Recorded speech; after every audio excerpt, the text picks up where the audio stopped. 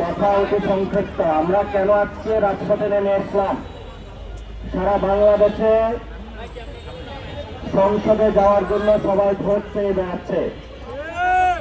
আমরা নির্বাচন প্রক্রিয়া যারা কাজ করছে তাদেরকে সাধুবাদ জানাই, কিন্তু ভোট পাওয়ার জন্য, কিছু সুবিধা পাওয়ার জন্য গণঅভ্যুত্থানের পূর্বে শেখ হাসিনার যত ধরনের অবৈধ কাজ, এগুলোর বিরুদ্ধে বাংলাদেশে অনেক দল, রাজনৈতিক ব্যক্তি বন্ধ ছিল।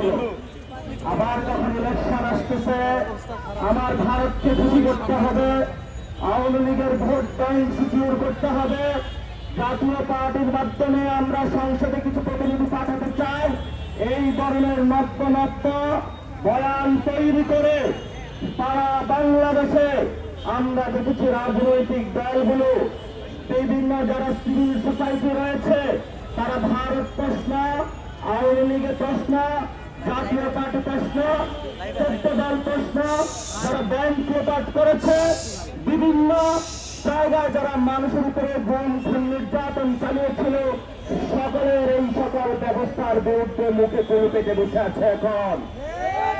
কিন্তু গণঅভ্যুত্থানে অগ্নিগর্ভ থেকে যে দলের জন্ম, জাতীয় নাগরিক পার্টি, যুবশক্তি, ছাত্র শক্তি, শ্রমিক শক্তি, নারী শক্তি যতদিন বাংলাদেশে থাকবে, ততদিন বাংলাদেশে আওয়ামী লীগ কোনদিন রাজনীতি করতে পারবে না।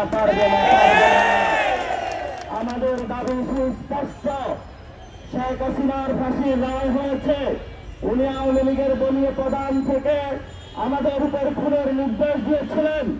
এখন দল হিসাবে আওয়ামী লীগকে বিচারের কাঠ গড়ায় দাঁড় করাতে হবে।